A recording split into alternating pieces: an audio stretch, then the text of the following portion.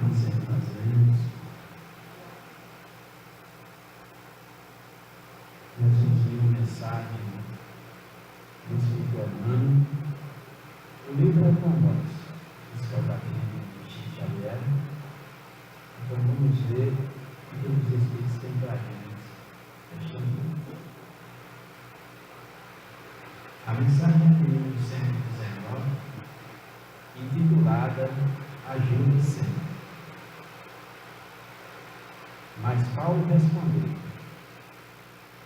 que fazeis vós, chorando e magoando-lhe o coração? Isso está em Atos dos Apóstolos, capítulo 21, versículo 13. As colocações de Emmanuel constitui palavra, passagem das mais dramáticas dos Atos dos Apóstolos, aquele que Paulo de Tarso se prepara à frente dos testemunhos que o aguardavam em Jerusalém. Na alma heróica do lutador não paira qualquer sombra de hesitação. Seu espírito, como sempre, está pronto. Mas os companheiros choram e se lastimam. E de coração sensível e valoroso do batalhador do Evangelho, flui a indagação dolorosa. Não obstante a energia serena que lhe domina a organização vigorosa, Paulo sempre falta de amigos tão corajosos quanto ele mesmo. Os companheiros que o seguiam estavam sinceramente dispostos ao sacrifício. E, portanto, não sabia manifestar o sentimento da alma de Deus. É que o pranto ou a lamentação jamais ajudam nos instantes de testemunho. Quem chora ao lado de um amigo em posição perigosa desorganiza-lhe a resistência. Jesus chorou no outro, não sozinho, mas em Jerusalém, sob o peso da cruz, roga às mulheres generosas que o amparavam a cessação das lágrimas angustiosas. Na alvorada da ressurreição, pede a Madalena e esclareça o motivo do seu pranto, junto ao Senhor. A lição é significativa para o povo aprendiz. Se o ente amado permanece mais tempo sob a tempestade necessária, não te entregues a desesperos inúteis. A queixa não soluciona problemas. Em vez de magoá-lo com soluços, aproxima-te dele e estende-lhe as mãos. Então, comigo esta mensagem, este comunicado da vida que nos envolve nesse instante, nós já chamamos de marcando as emoções.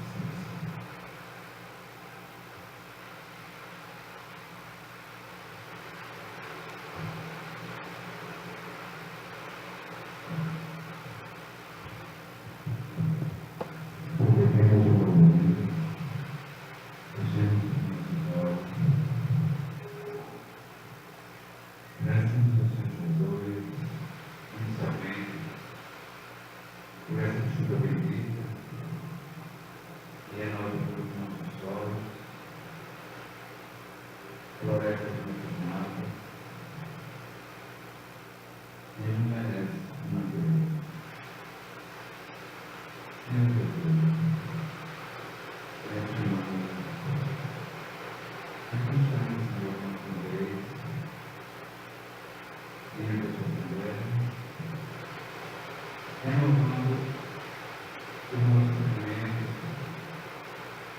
a nossa fé, a nossa esperança, e essa tua mensagem de Deus. Nos dá força e coragem para seguir o caminho. Acreditamos, Senhor, nos nossos pensamentos voltados para ti. Sempre agradeço o momento quando os Espíritos melhores, porque auxiliam somos conosco neste momento.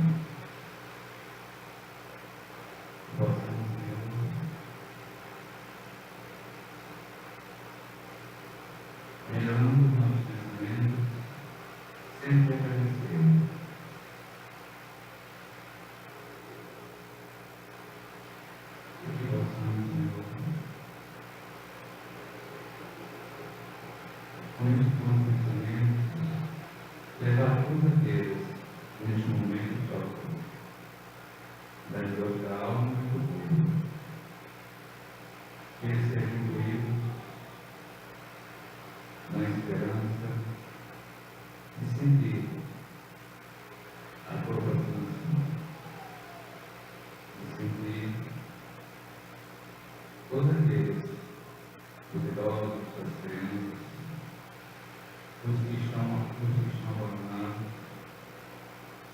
que voltam, Senhor, neste momento, que nossos pensamentos estão voltados para Ti, e chegue até eles, melhorando o processo de todos eles, porque sabemos que os bons pensamentos não têm chance, chegam aos mais longe, com dor, e com essa certeza, Senhor, que sejam alcançados a todos. E sendo assim, Senhor, que possa incluir o palestra desta noite, que sua mensagem chegue aos nossos corações, com a tua simplicidade, com a tua humildade, com a tua modéstia. Que possamos sair, Senhor, aqui mais no termo desta palestra, com os nossos espíritos renovados, conscientes da mensagem de cada um, da mensagem e da situação de cada um de nós. Sendo assim, Senhor, fique conosco, agora e sempre, que assim seja.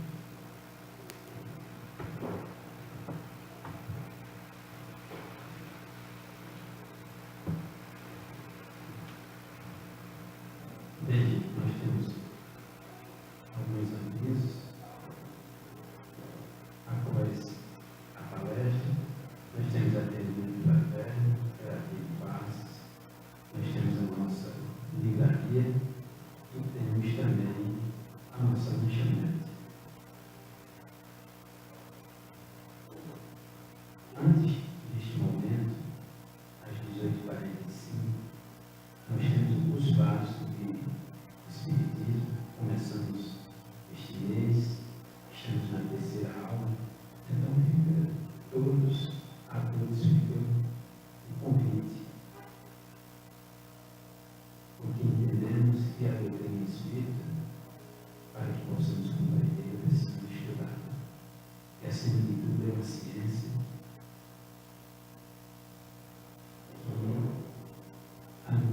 que nos faz descobrir e entender melhor as leis de Deus, para que possamos assim o religar a nossa ligação para com o Criador.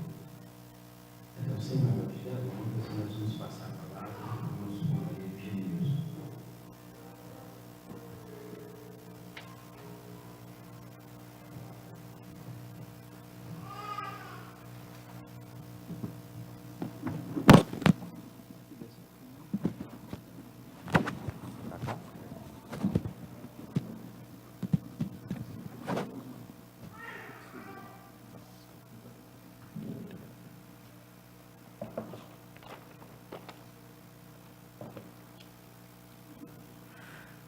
Boa noite a todos, que o nosso Mestre Jesus possa nos envolver, nos abençoar com o seu amor.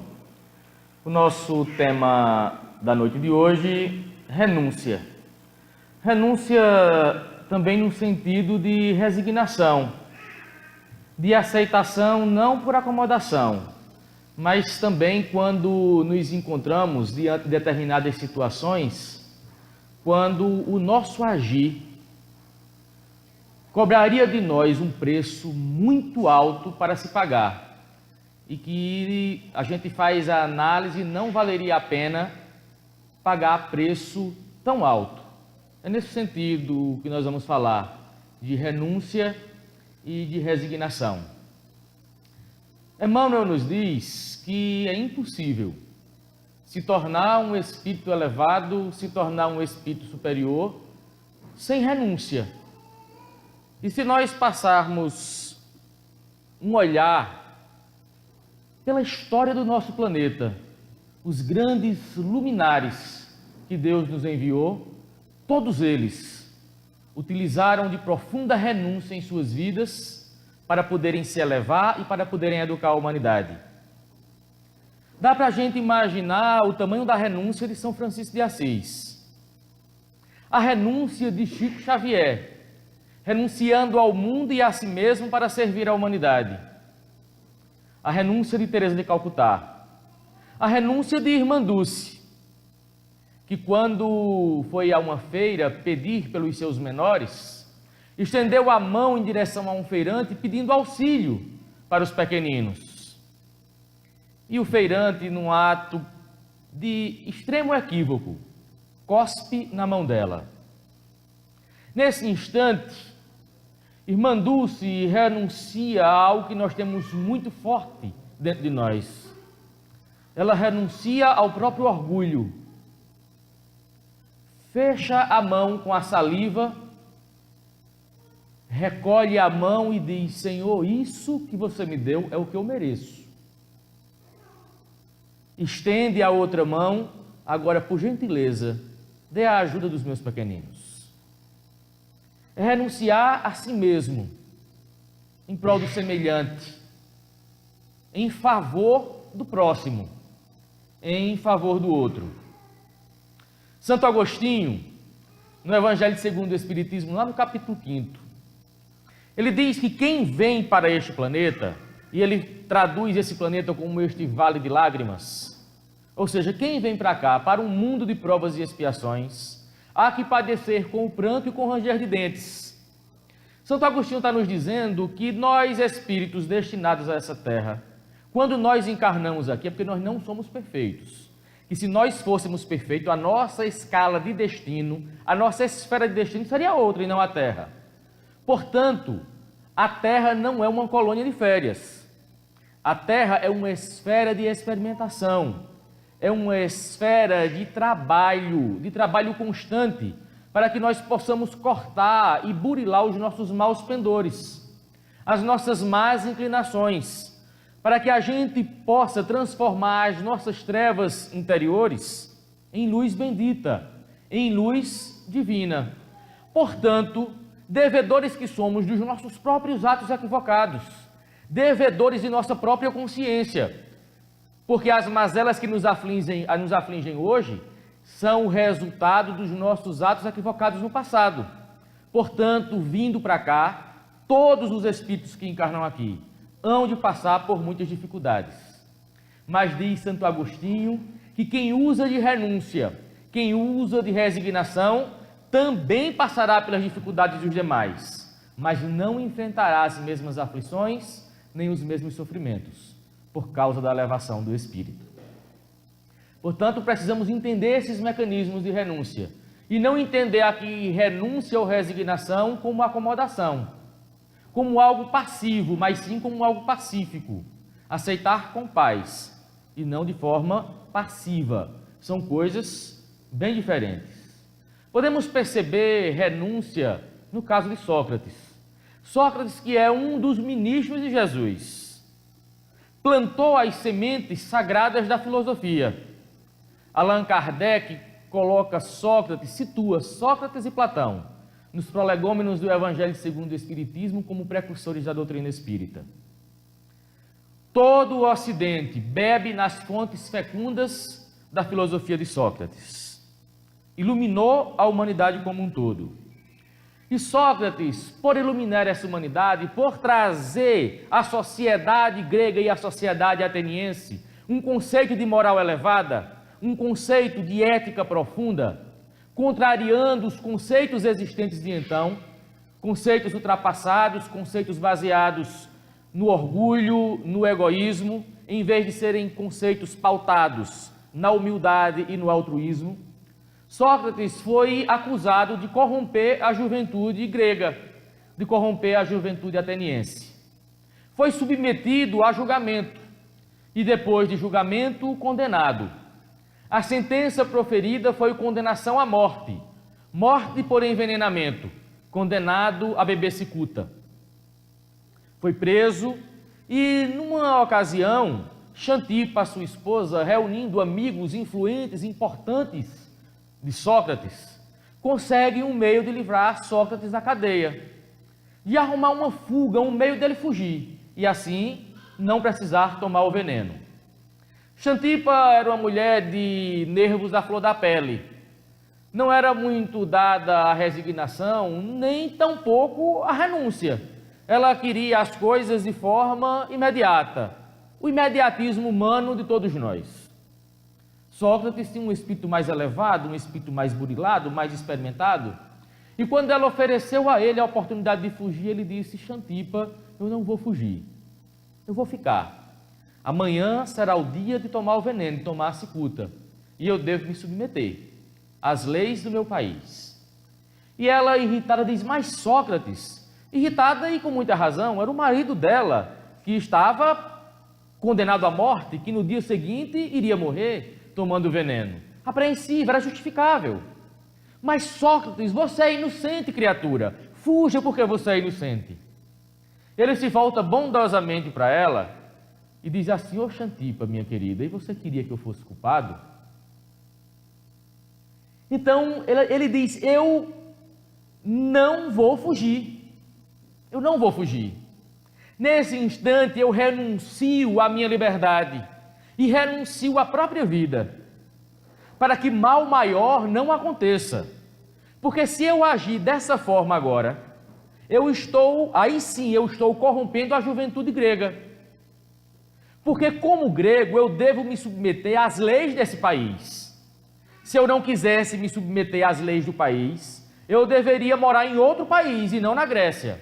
Mas morando na Grécia, me submeto às leis civis do meu país. E se eu fugir, darei o mau exemplo à juventude ateniense e à juventude grega. E aí sim, eu terei corrompido a juventude da Grécia. Então, para evitar um mal maior, eu me submeto às leis desse país. Isso é renúncia. Para evitar um mal maior, para dar o bom exemplo a toda uma juventude. Porque uma sociedade sem regras, uma sociedade onde os exemplos, aqueles que deveriam ser exemplo, desrespeitam as leis, é uma sociedade perdida. É uma sociedade fadada ao insucesso, ao caos. E Sócrates, espírito elevado que era, não poderia de forma alguma induzir ao erro. Isso é renúncia. Isso é resignação. E eu nos pergunto, diante das nossas vidas, na hora de dar o exemplo certo, de fazer a coisa correta, se nós estamos fazendo as renúncias morais e espirituais que nós somos chamados a fazer aqui na Terra. Será que nós estamos fazendo realmente a coisa certa? Será que nós estamos renunciando? Sócrates dizia a Xantipa: Xantipa, eu abdico do direito de estar certo, para não corromper. Tem um escritor brasileiro que ele disse assim: eu não quero ter razão. Ferreira Goulart: eu não quero ter razão, eu quero é ser feliz, eu quero é promover a paz, eu quero é promover o bem. Sócrates renunciava à própria razão para favorecer o bem da sociedade grega e da sociedade ateniense. Há pouco mais de um mês, ocorreu um julgamento nos Estados Unidos, no estado do Texas. Um julgamento bem peculiar, bem peculiar. Um jovem estava de 37 anos, estava no corredor da morte já há 11 anos, sentenciado à pena de morte, estava há 11 anos aguardando. E o julgamento dele, o julgamento não, a sentença seria proferida, a morte seria executada no dia 22 do mês passado, dia 22. Só que alguns dias antes, a Suprema Corte dos Estados Unidos foi surpreendida com um pedido inusitado. O pedido do pai do rapaz, pedindo que não matassem o filho dele. Fato é que, há alguns anos, o rapaz chegou em casa numa bela manhã, um rapaz chamado Bart. Chegou em casa e disse: papai, mamãe, Kevin, que era o irmão mais jovem, vocês se preparem, que hoje é uma noite de gala, hoje é uma noite de festa. A faculdade que eu cursava já há 5 anos, agora eu concluí. E hoje nós vamos sair para jantar. Nós vamos jantar para comemorar a conclusão, o término do meu curso universitário. E os pais se abraçaram com o irmão mais jovem, com ele, e festejaram numa felicidade imensa. Era a conclusão do curso superior do filho.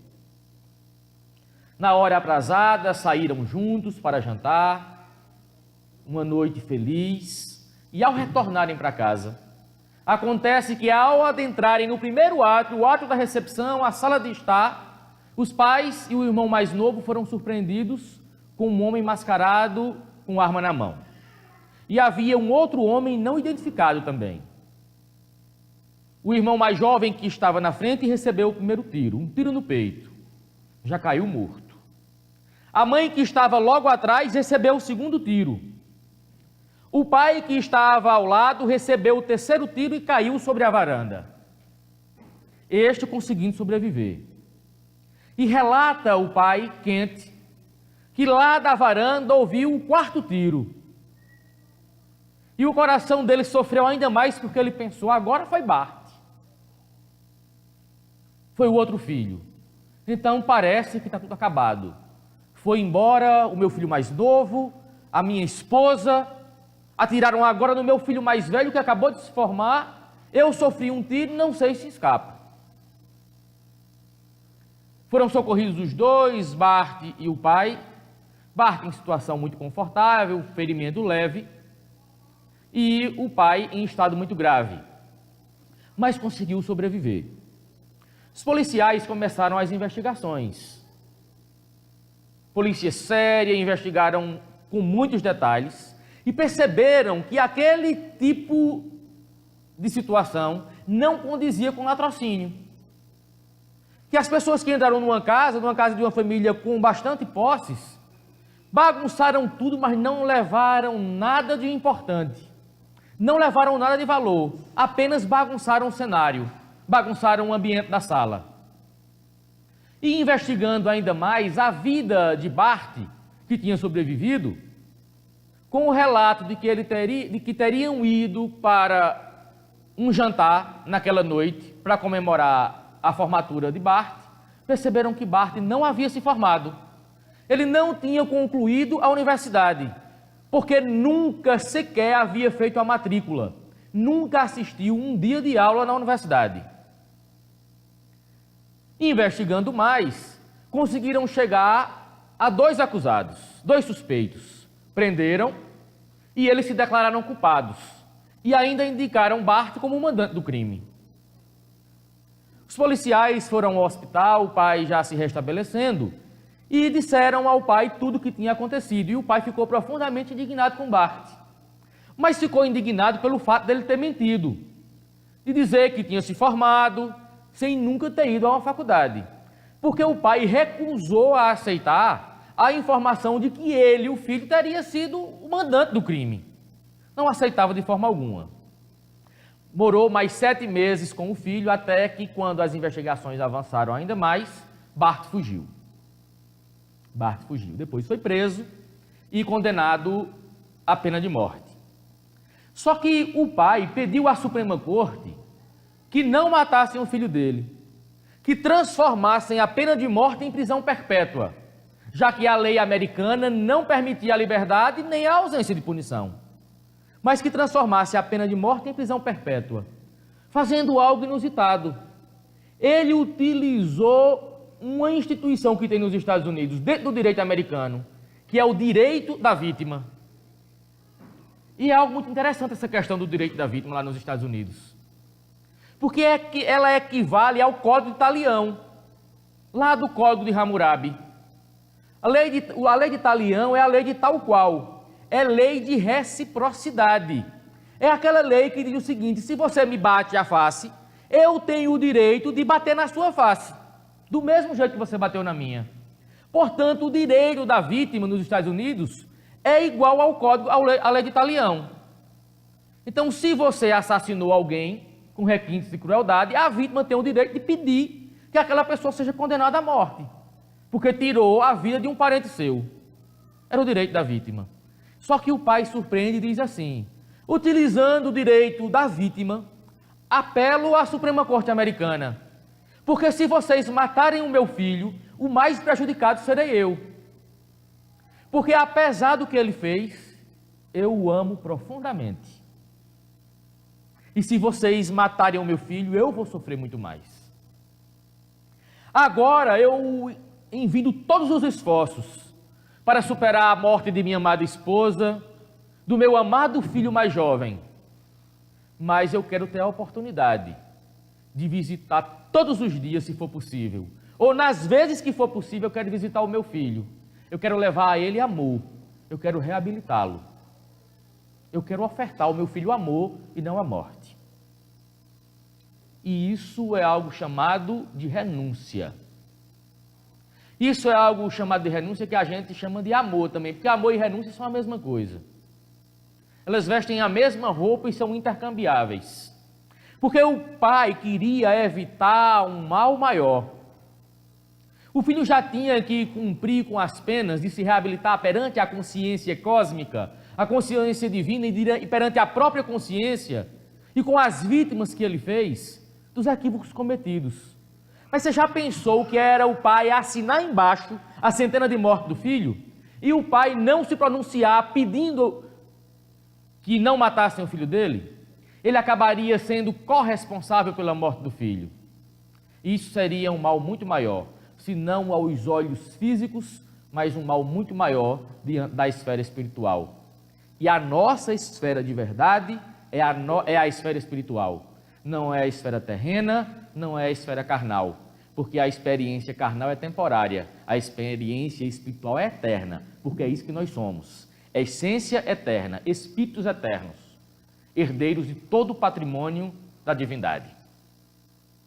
Jesus nos fala o tempo inteiro em renúncia, o tempo inteiro em renúncia.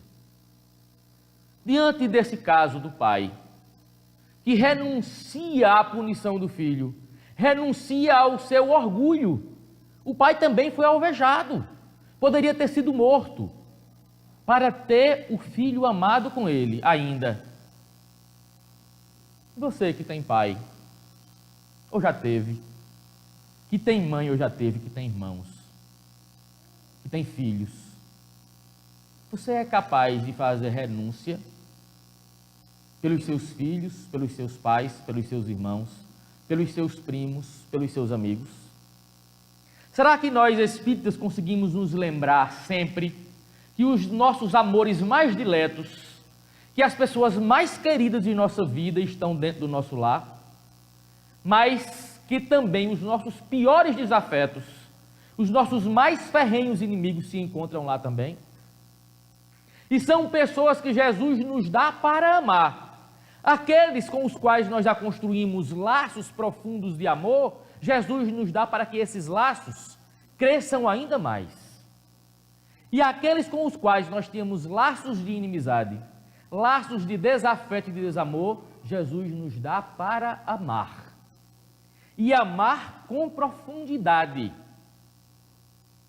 Jesus fez com que o filho, agora seu, que era inimigo de outrora, viesse como filho para você amar. Lhe deu como pai, como sua mãe, um inimigo de outrora para você amar, não foi para outra coisa. Só para amar. E quando a gente não faz renúncia, quando a gente se comporta com os enquistamentos morais das últimas 10 encarnações, dizendo que a gente não abre mão dos nossos conceitos, dizendo que a gente não abre mão das nossas verdades e são tão somente as nossas verdades, porque as verdades de seres que ainda se encontram num mundo de provas e expiações são verdades muito relativas. Na verdade, as nossas verdades são nossas grandes mentiras. Aí, em nome desses conceitos, em nome dessas verdades, nós nos comportamos como chacais, produzindo chacais no dizer de Emmanuel. Irmãos que se antagonizam. E eu fico pensando, quando nós retornarmos à pátria espiritual, à nossa verdadeira realidade, se não Jesus em pessoa, mais prepostos de Jesus, ou mesmo a consciência divina nos chamando à realidade. E Jesus perguntando a cada um de nós, o que é que você fez do filho que eu lhe dei para amar?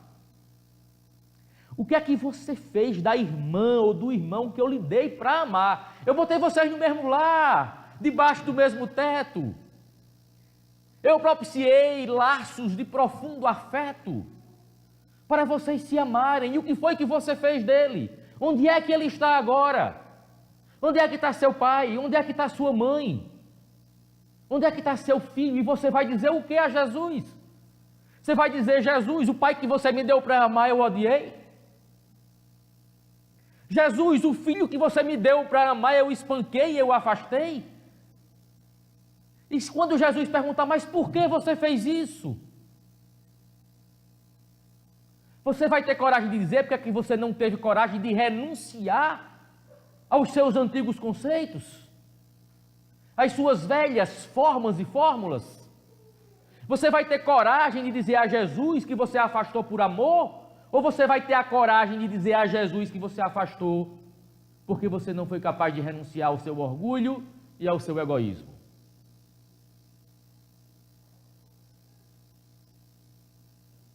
Quando Jesus dizia: ama ao teu irmão, ama ao teu próximo, como eu te amei, amar como eu vos amei. Jesus acrescenta um valor ao amor. Sim, porque se amar ao próximo já é algo muito nobre, é algo muito bom, ele diz: mas ama como eu vos amei. Sabe como é amar o próximo como Jesus nos amou? Com absoluta renúncia, sem esperar nada em troca, nenhum favor, nenhum privilégio, nenhuma dedicação. Naqueles moldes da renúncia do Chico de Assis: fazei com que eu procure mais amar que ser amado, compreender que ser compreendido. É o amor da renúncia, renunciando a si mesmo para dedicar-se ao próximo, para dedicar-se a Jesus, ao cristianismo de verdade. É preciso que nós nos reavaliemos enquanto espíritos, enquanto espíritas, enquanto cristãos. Nós temos um mundo de provas e expiações que marcha para o mundo regenerado, mas estamos observando que o planeta está enfrentando uma grande dificuldade de se regenerar. E a dificuldade quem está oferecendo somos nós. Atualmente 7 bilhões de encarnados, por causa dos nossos enquistamentos morais, por causa da nossa incapacidade em renunciar inclusive às coisas materiais, renunciar inclusive às coisas do mundo. Vocês já pararam para pensar quanto tempo de nossas vidas nós dedicamos à aquisição de bens materiais? E qual é a fração de tempo que nós dedicamos para a edificação do nosso espírito? E como é que a gente quer adentrar no mundo regenerado? Como é que a gente quer transformar esse nosso mundo em um mundo regenerado, se a gente só pensa em valores materiais, valores perecíveis, que a alfândega do além confisca ao final de uma vida terrena, ao final de uma vida corporal que é breve, é profundamente passageira, é só uma experiência passageira, a experiência na matéria. A experiência do espírito é uma experiência imortal, é uma experiência eterna, é uma experiência de herdeiros da divindade. Então precisamos nos repensar. Muitas outras vezes, nessa nossa trajetória, nós precisamos tirar os nossos remos da água. Tirar os nossos remos da água, colocá-los de volta no barquinho e deixar que Jesus, o sublime timoneiro, conduza o nosso barco, conduza a nossa vida. Deixar de achar que somos senhores de tudo, que somos senhores do direito, que somos senhores das verdades, que nós somos os donos do mundo, que as coisas do mundo nos pertencem nada, são empréstimos temporários, nem o corpo que você pensa que é seu.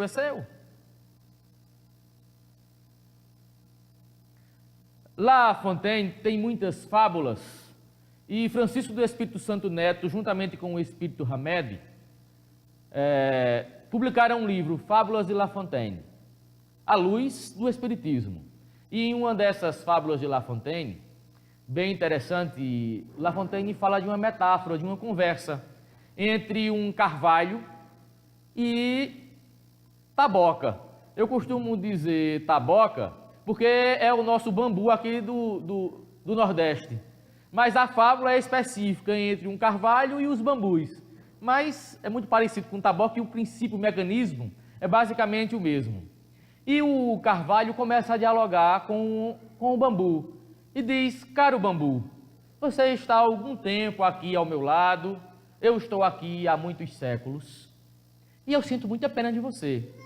Eu sinto pena da sua fragilidade. Você é tão fininho, você é tão raquítico. Quando um pássaro senta nos seus galhos, você se balança todo, pende e parece que vai se quebrar. Olhe para mim, as minhas raízes são raízes profundas. Eu tenho um tronco muito forte e muito rígido. Eu sou uma das maiores árvores que existem. Eu resisto durante milênios. A minha copa chega praticamente a tocar nos céus. É um arranha-céu. Então eu olho para você, para a sua fragilidade e tenho muita pena. Gostaria que você tivesse a firmeza e a robustez que eu tenho.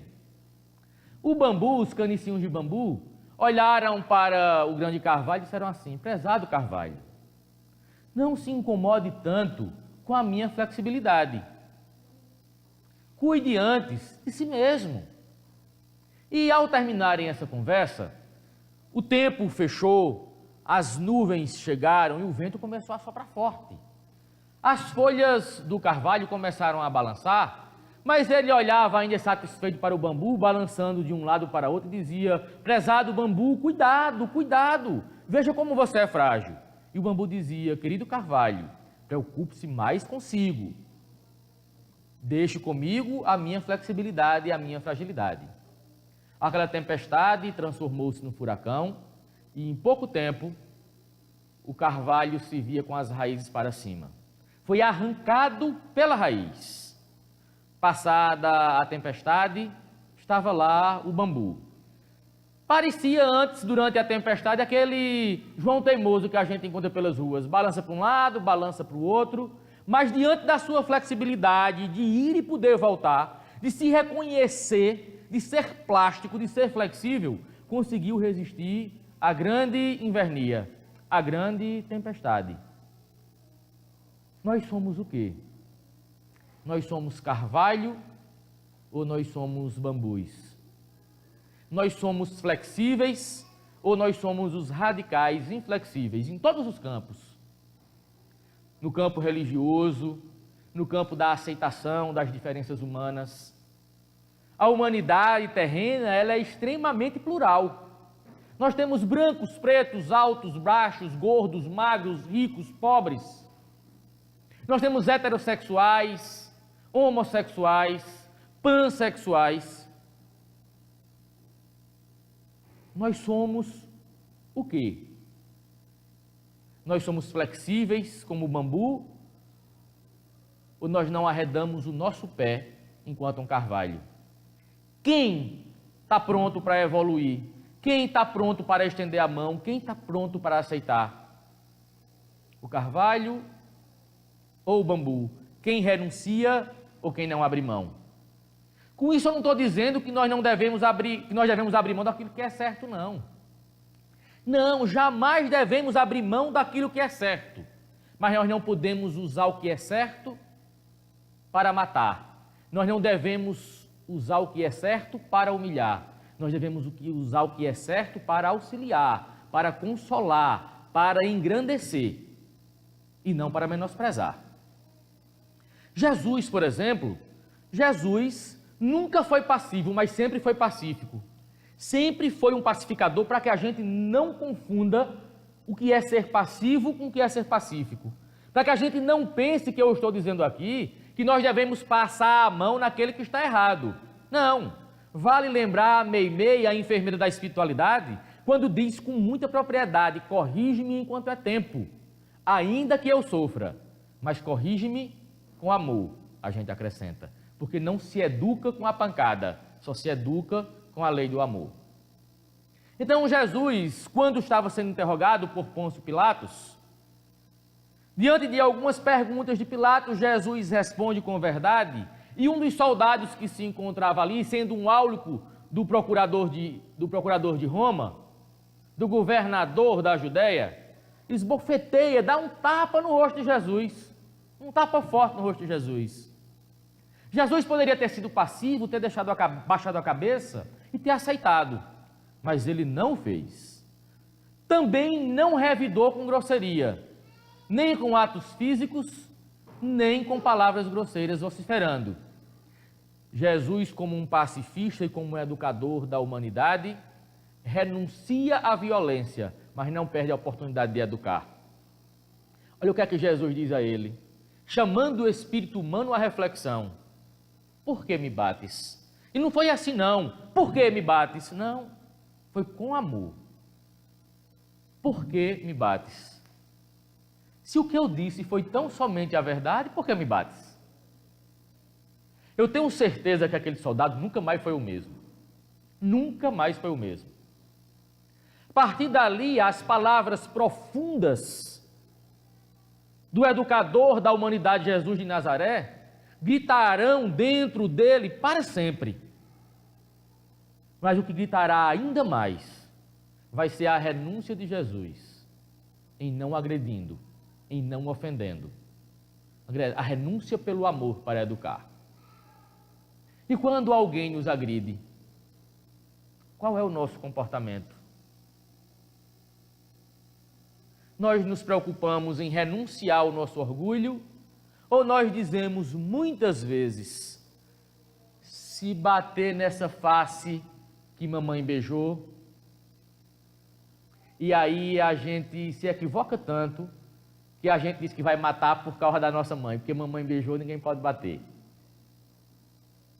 A gente renuncia de verdade, mais do que renunciar, a gente busca em nome dessa renúncia pelo amor, educar o espírito humano.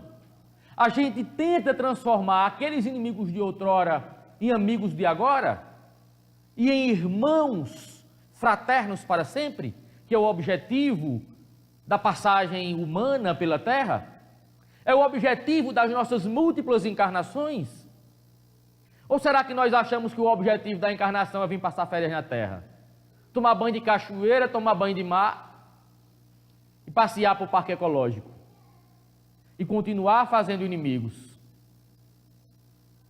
E a nossa condição de filhos de Deus, de seres integrais, co-criadores ao lado de Deus, nós somos responsáveis não só por nós, mas por todos os espíritos destinados à Terra. Nós somos corresponsáveis juntamente com Deus por todo o universo, porque nós somos a parte racional da criação divina, e a gente não quer nem renunciar ao nosso orgulho, a gente não quer nem renunciar à nossa pequenez, porque na verdade não nos reconhecemos pequenos, nos achamos profundamente evoluídos, nos achamos profundamente civilizados, e ainda dizemos assim, se bater no rosto que mamãe beijou, quando Jesus dizia, oferece a outra face, renuncia à agressão, renuncia ao mal que existe em ti, transforma o mal no bem. Nós somos o extrato de nossa vida atual, adicionado das nossas vidas anteriores. Sim, nós somos isso. O extrato da vida atual adicionado das nossas vidas anteriores. Nós somos seres muito complexos. Hoje a gente diz que não mata mais, mas um dia a gente já pode ter matado. Hoje a gente diz que não estupra mais, mas um dia a gente pode ter estuprado. Hoje a gente diz que não espanca mais, mas um dia a gente pode ter espancado. Hoje a gente diz que perdoa, mas pode ter acontecido em algum dia lá atrás, da gente não ter perdoado, da gente ter odiado, da gente ter se vingado. Nós somos muito complexos, para agora a gente não poder renunciar às agressões que nos fazem, para a gente não poder entender a dificuldade pela qual o outro passa, só porque nós achamos que não passamos mais por essas dificuldades. Sem contar que a gente confunde as nossas renúncias e as nossas resignações. A gente costuma querer entregar tudo na mão de Jesus, até nas nossas preces que são equivocadas. A gente esquece que Santo Agostinho dizia que a renúncia e a resignação, se nós as tivermos, nós sofreremos menos, mas a gente julga que a nossa fé e a nossa resignação e a nossa renúncia é entregando tudo nas mãos de Jesus. Olha o que é que a gente faz muitas vezes. É isso mesmo, já é 9 horas, mas também eu comecei mais tarde, eu vou demorar mais um pouco. Nós colocamos tudo na mão de Jesus. A gente chega a dizer, Jesus está aqui, à noite. Eu entrego todos os meus problemas em tuas mãos. Ato profundamente equivocado. Vocês sabem quem foram os criadores dos nossos problemas? Nós. Nós criamos os nossos problemas nessa existência e nas anteriores. Portanto, os únicos responsáveis para a correção desses problemas somos nós. Não é Jesus não, porque seria muito injusto. Aí a gente faz a prece equivocada e espera que Jesus haja. O que nós devemos fazer nas nossas preces é dizer assim, Jesus, eu venho a Ti nesse momento, aqui, em Tua busca, em Tua presença, porque eu sei, Jesus, dos meus comprometimentos, das minhas responsabilidades. Mas eu quero lhe dizer nessa prece sincera, que eu já envidei todos os esforços possíveis, materiais e espirituais que eu já tinha, em busca de uma solução.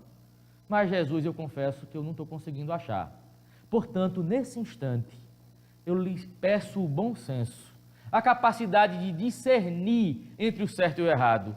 Eu lhe peço que você clareie esse caminho que eu preciso seguir, me dando o bom ânimo e a coragem necessária para não desistir, para assumir a responsabilidade, para me livrar do peso da culpa, mas assumir a responsabilidade pelos meus atos. Me dá, Jesus, a capacidade de renunciar aos meus enquistamentos morais de outrora que me impedem de ver o caminho correto para seguir, o caminho da minha reestruturação moral, o caminho da minha edificação espiritual, que eu não estou conseguindo, mas me mostra essa luz. E não dizer a Jesus, Jesus resolve por mim.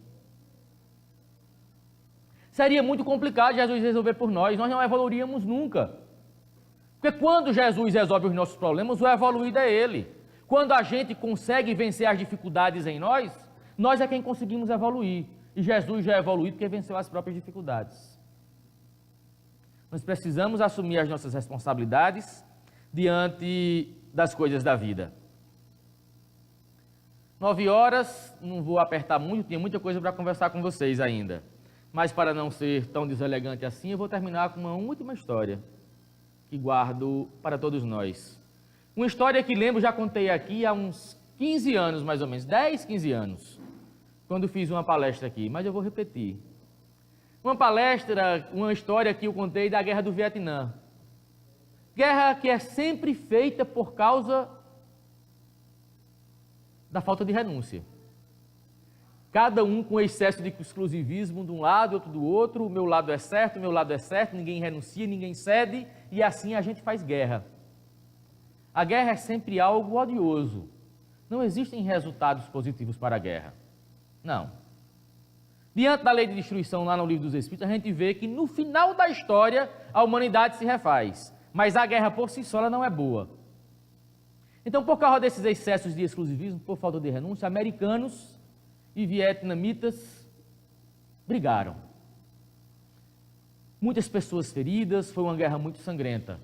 Num dos hospitais de campanha, muitos soldados e pessoas feridas.